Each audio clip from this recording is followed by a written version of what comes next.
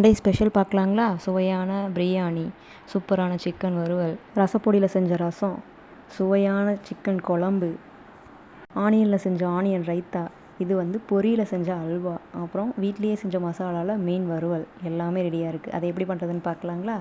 கிராமத்து சைடில் சிக்கன் குழம்பு இப்படி தான் வைப்பாங்க. எண்ணெய், கடுகு, கருவேப்பிலை போட்டு பெரிய வெங்காயம் கொஞ்சம் போட்டு 2 தக்காளி போட்டு நல்லா வணக்கிடணும்.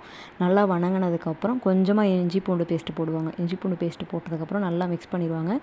லைட்டாக உப்பு போட்டதுக்கப்புறம் சிக்கன் போட்டுருவாங்க. நம்ம சைடில் சிக்கனை கொஞ்சம் மிளகாத்தூள், மல்லித்தூள்லாம் போட்டு மேரினேட் பண்ணுவோம். ஆனால் அப்படிலாம் பண்ண மாட்டாங்க. டைரெக்டாக சிக்கனை போட்டுருவாங்க. சிக்கனை போட்டு லைட்டாக ஒரு கிண்டினதுக்கப்புறம் மல்லி, மிளகாய், சீரகம், சோம்பு, மிளகு அவ்வளோதான் போடுவாங்க. அந்த பட்டை, கிராம்பு இதெல்லாம் போட மாட்டாங்க. இதை மட்டும் போட்டு நல்லா அரைச்சிருவாங்க. மிக்சிலேயோ அம்மிலேயோ நல்லா அரைச்சிருவாங்க. அரைச்சி அந்த மசாலா மட்டும்தான் போடுவாங்க. எக்ஸ்ட்ரா கடையில் வாங்குற சிக்கன் மசாலாவோ மல்லித்தூளோ வரமிளகாத்தூளோ இதெல்லாம் எதுவுமே ஆட் பண்ண மாட்டாங்க. அது மட்டும் போடுவாங்க. அது மட்டும் போட்டு இந்த மாதிரி நல்லா மூடி வச்சுட்டாங்க அப்படின்னா சிக்கனே நல்லா தண்ணி விட்டுரும். அதுக்கப்புறம் வெங்காயம், தக்காளி இருக்குது பார்த்தீங்களா, அரைச்ச பேஸ்ட்டு அதை ஊற்றிடுவாங்க. ஊற்றி நல்லா மிக்ஸ் பண்ணிடுவாங்க. மிக்ஸ் பண்ணிவிட்டு ஒரு 20 நிமிஷம் நல்லாவே கொதிக்க விடுவாங்க. கொதிக்க வச்சதுக்கப்புறம் கொஞ்சமாக மல்லித்தூள் போட்டு இறக்கிடுவாங்க. இவ்வளோதான். இப்படி தான் பண்ணுவாங்க. கிராமத்து வீட்டு சைடில் அந்த பாட்டிங்கெல்லாம் இந்த மாதிரி தான் பண்ணுவாங்க. கலர் பார்த்தீங்களா, இந்த கலர் தான் இருக்கும். டேஸ்ட்டும் சூப்பராகவும் இருக்கும். நான் இது குக்கரில் பண்ணதுனால சிக்கன் 2 விசில் மட்டும் விட்டுட்டு விசில் எடுத்து விட்டுட்டு அப்புறம் கொத்தமல்லி, புதினா போட்டு நல்லா ஒரு மிக்ஸ் பண்ணிவிட்டு இறக்கிட்டேன். அவ்வளோதாங்க.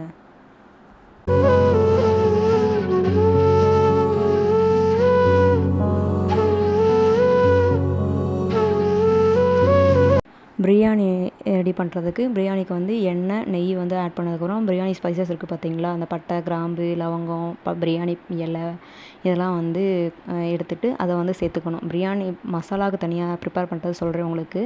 ஃபஸ்ட்டு இதெல்லாம் சேர்த்ததுக்கப்புறம் வெங்காயம், பெரிய வெங்காயம், சின்ன வெங்காயம் ரெண்டுமே ஆட் பண்ணணும்.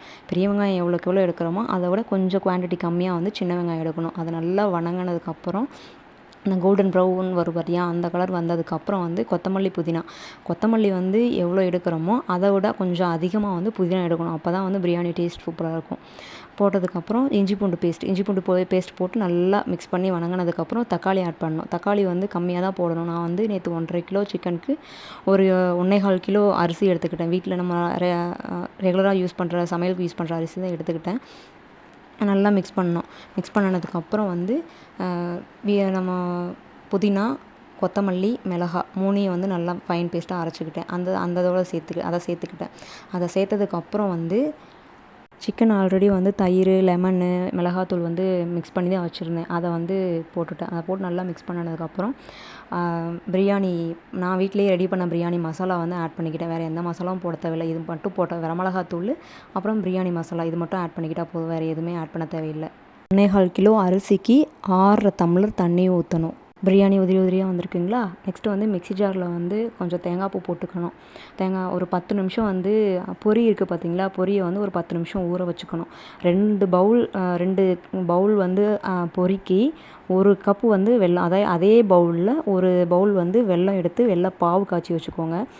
இந்த ஊற வச்ச பொரியை அதில் மிக்ஸ் பண்ணிவிட்டு தேங்காய் பாவு காய்ச்சி வச்சோம் பார்த்தீங்களா, அதை அதில் சேர்த்து நல்லா ஃபைன் பேஸ்ட்டாக அரைச்சிக்கணும். அப்புறம் வடச்சட்டியில் நெய்யை ஆட் பண்ணி அதில் கோதுமை மாவு கொஞ்சம் மிக்ஸ் பண்ணி அது நல்லா ட்ரை ரோஸ்ட் ஆனதுக்கப்புறம் நம்ம அரைச்சோம் பார்த்தீங்களா, அந்த பொரி வெள்ளைப்பாவு அதில் சேர்த்துக்கிட்டு நல்லா மிக்ஸ் பண்ணினதுக்கப்புறம் ஒரு 5 மினிட்ஸ் நல்லா குக் ஆனதுக்கப்புறம் நெய்யில் வறுத்த முந்திரி அதில் ஆட் பண்ணணும். சாப்பிட்டு பாருங்கள், சூப்பராக இருக்கும். நெக்ஸ்ட் டே மார்னிங் மீன் குழம்பு வச்சுருந்தேன். அதுக்கு வீட்டிலேயே அரைச்ச சாம்பார் தூளில் மீன் குழம்பு வைக்கலாம் அப்படின்னு சொல்லிட்டு மீன் குழம்பு ரெடி பண்ணியிருந்தேன். அது எப்படி பண்ணுறதுன்னு பாருங்கள். இது வெங்காயம், தக்காளி பேஸ்ட் மட்டும்தான் அதில் ஃபஸ்ட்டு ஊற்றுறேன். அது ஊற்றுனதுக்கப்புறம் புளி கொஞ்சம் அதிகமாக சேர்க்கணும். மீன் குழம்புக்கு கொஞ்சம் அதிகமாக சேர்த்துட்டேன் பார்த்தீங்களா. அதை அதுக்கப்புறம் மல்லித்தூள் கொஞ்சம், மிளகாத்தூள் கொஞ்சம், அதுக்கப்புறம் வீட்டில் அரைச்ச மிளகாத்தூள் கொஞ்சம், உப்பு, அவ்வளோதான். வேறு எதுவுமே ஆட் பண்ணணும் அப்படின்லாம் இல்லை. இதை மட்டும் ஆட் பண்ணுங்கள். ஆட் பண்ணிவிட்டு நல்லா மிக்ஸ் பண்ணி தனியாக ஒரு கிண்ணத்தில் வச்சுருக்கேன் பார்த்தீங்களா. அதுக்கப்புறம் எண்ணெய், கடுகு, கருவேப்பிலை போட்டு இந்த மிக்ஸ் பண்ண பார்த்தீங்களா, இதை அதில் ஊற்றணும். இதை அதில் ஊற்றினதுக்கப்புறம் நான் ஃபஸ்ட்டு நல்லா கொதிக்க வைக்கணும். எவ்வளோ தூரம் கொதிக்க வைக்கணுமோ அவ்வளோ தூரம் நல்லா கொதிக்க வச்சுக்கோங்க. பார்த்தீங்களா எவ்வளோ தூரம் கொதிக்குது அப்படின்னு சொல்லிட்டு. இதுக்கப்புறம் வந்து நம்ம மீன் சேர்க்கலாம். மீனை வந்து ஆல்ரெடி நான் வந்து கொஞ்சம் ஃப்ரிட்ஜில் ஸ்டோர் பண்ணுற மாதிரி இருந்தது அப்படின்னா கொஞ்சமாக உப்பும் மஞ்சத்தூள் ஒன்றா மிக்ஸ் பண்ணி அப்படியே ஃப்ரீசரில் ஸ்டோர் பண்ணுங்கள். 1 வீக் ஆனாலும் கெட்டு போகாமல் அப்படியே இருக்கும். ஸ்டோர் பண்ணதை வந்து அடுத்த நாள் வந்து நல்லா வாஷ் பண்ணிவிட்டு அதுக்கப்புறம் வந்து நீங்கள் குழம்பு வச்சிங்க அப்படின்னா டேஸ்ட்டு சூப்பராகவும் இருக்கும். ஃப்ரெஷ்ஷாக வாங்கிட்டு வந்த மீன் டேஸ்ட் எப்படி இருக்குமோ அதே மாதிரி டேஸ்ட் சூப்பராக இருக்கும். இப்போ வந்து நல்லா மிக்ஸ் பண்ணி அதில் சேர்த்தாச்சு. சேர்த்து ஒரு 5 நிமிஷம் வந்து மூடி போட்டு நல்லா கொதிக்க வச்சோம் அப்படின்னா மீன் குழம்பு ரெடி ஆயிரும். நம்ம வீட்டிலேயே ரெடி பண்ண மசாலாவில் தான் வந்து பண்ணியிருக்கோம். நீங்களும் இதே மாதிரி ட்ரை பண்ணி பாருங்கள். உங்களுக்கு பிடிச்சிருக்கு அப்படின்னா கமெண்ட் பாக்ஸில் கமெண்ட் பண்ணுங்கள். Okay, thank you.